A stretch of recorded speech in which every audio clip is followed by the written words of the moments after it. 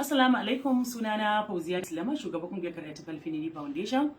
Wato na fito ne domin na yi ɗan takaitaccen bidiyo wanda zai faɗakar da iyaye akan soke lefe da kuma soke kayan ɗaki. Idan na ce soke lefe da soke kayan ɗaki shine wato a halin da ake cikin halin masifu da muke cikin inna lillahi wa inna ilaihi raji'un, kuma in ce halin jarabawa da ubangiji ya jarabce mu da ita, ta kai halin da iyaye musamman iyayen mace ba su iya mata kayan ɗaki. Kasancewa ni ina da kungiya wacce muke taimaka al'umma, ya kasance babu ranar da garin Allah zai waye ba tare da an zo min akan roƙo na kayan ɗaki da za a yi wa yarinya ba. Akwai mahaifiyar da ta zo min take gaya min cewa so hudu ana kawo kayan auren yarinyar ta ana fasa auren saboda bayan da za su yi kayan ɗaki tsawon shekaru 3 zuwa 4. Akwai wanda ita bazawara ce, ta ce min so 3 ita ma ana sa mata ranar aure bayan ta rabu da mijinta na farko, wanda har ta kai wasu mazan ma suna ƙoƙarin su lalata da ita in suka ga cewa sun kawo kuɗi kuma magana aure ta kiyuwa. To tunda ba mu da zuciyar da misali ko in ce ba al'adar mu bace ba yi wa mace kayan ɗaki, misali yadda muka gani ana yi a sauran ƙasashe, misali mace akai ta da komai akai ta haka dauke ta, inda wannan kusan ma addini ne ba ma al'ada bace, wanda mun sani cewa manzo Allah sallallahu alaihi wasallama na Fadimatu ya kai ta gidanta ne da wasu abubuwa tsiraru wanda ba za a iya cewa masu yawa bane ba. To da a ce mu ma za mu koma wannan al'adar da zai kuma da sauki, amma na san ba zai yiwu ba tunda kowace ƙasa da irin al'adarta, kuma kowace ƙabila da irin al'adarta.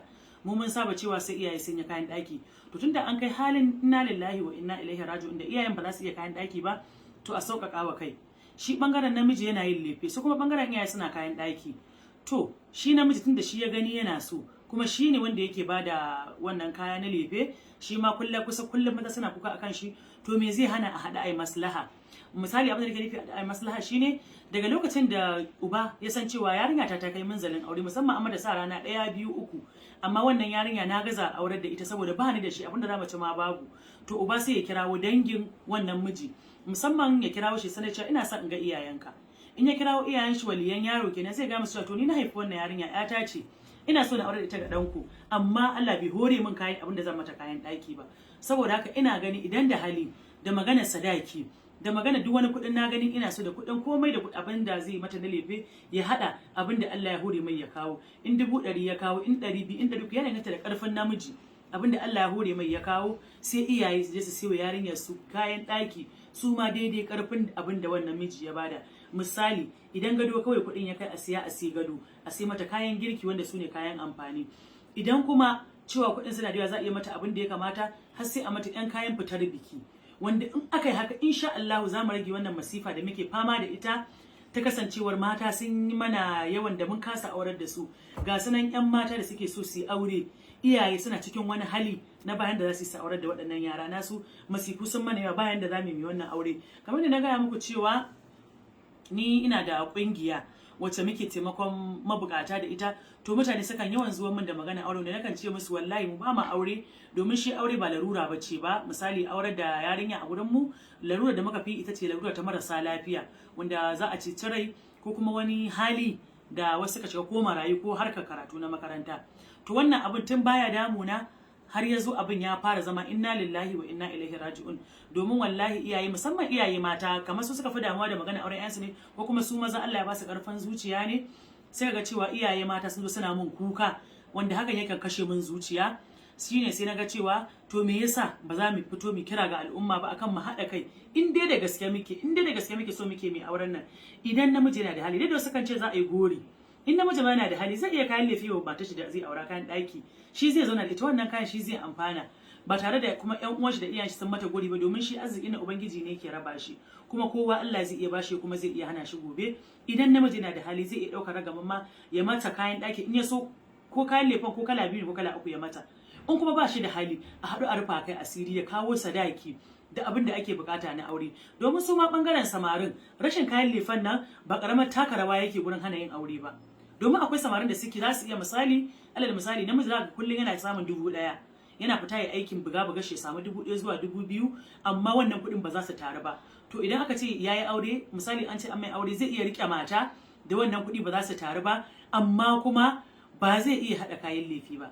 Za ka ga shi ma yana cewa yana da yaudarar 'yan mata, ya je can yaudare ta, ya je can yaudare ta, saboda yana so ya auren amma kuma ba shi da abin da zai yi.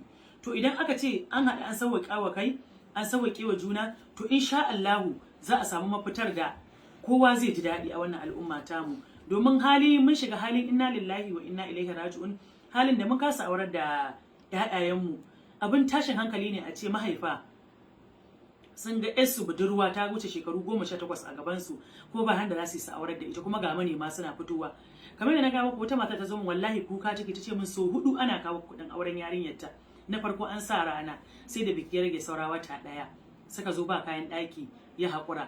Wani ya ƙara kawowa, shi ma biki ya rage saura sati 2, shi ma ya haƙura ya zo an shi kayan shi. Na uku shi ma ya ƙara fitowa, ana ta ɗagawa ana ta ɗagawa, in ƙara ɗagawa za a yi, shi ya fasa. Ta samu mahaifin ta ce mai to wane ya zamu yi ne? Yace to ni ya zan yi nima abin da zan ciyar da kaina ba ni da shi, balle abin da zan aurar da yata. Shi bai sanya zai yi ba. Hankalin matar ya tashi. To yanzu shine an yi sa rana ta hudu wacce shi ma bikin ya rage saura wata 2. Ta zo min tana kuka, ta ce dan Allah dan Annabi mu taimaka mata. Na ce ba mu da halin da za mu taimaka miki, amma me zai hana ku je ku kirawo shi wannan ango ku zauna da shi a harkar aure ba ƙarya. Abin da yake ja mana mace-macen auren mu yanzu shine yawanci muka sa ƙarya a cikin al'amuran mu na auratayya. Da a ce za mu ringa sanar da juna gaskiya, kai ka san wacce zaka aura iyayenta talakawa ne, ba su da shi. Ka san cewa gidan iyayenta ba a cin abinci yanda ya kamata saboda babu. Mahaifinta yana fita ya buga baya iya wadatar da su. To kai me yasa kana so ka auri yarinya ba za ka taimaka mata ba? Ke ma me yasa kin san cewa mahaifanki ba su da shi kuma ba za ki iya tunkare shi ba? In ma iyayenki ba za su iya ba tunkare shi, kace wani daga sai kana so na za ka aure ni? In ya ce ita to iyayena ba su da halin da za su min kayan ɗaki. Ina so idan har da gaske kana so na, ka je ka sami iyayena ku yi magana a san yadda za a fito da maslaha. In dai muka yi wannan, ina ga insha Allahu za mu wuce abin da muke fama da shi na wannan mataye da muke ta yawo muna rasa da za mu aure da su, musamman iyaye sarsan da su aure da ƴaƴayensu. Idan muka zauna yin ƙarya, wallahi ƙarya ba inda za ta kai mu. Domin akwai wanda yake cewa wai idan tunda ba a san yadda za a yi ita ba a kyale ta, da lokacin da na fito da magana da dan post a social media nake complain akan haka, sai ce to tunda bayan da za a yi a haƙura a kyale su, ko kuma cewa mazan an yi musu kayan, in ya so mata kayan ɗaki za su ringa musu gori.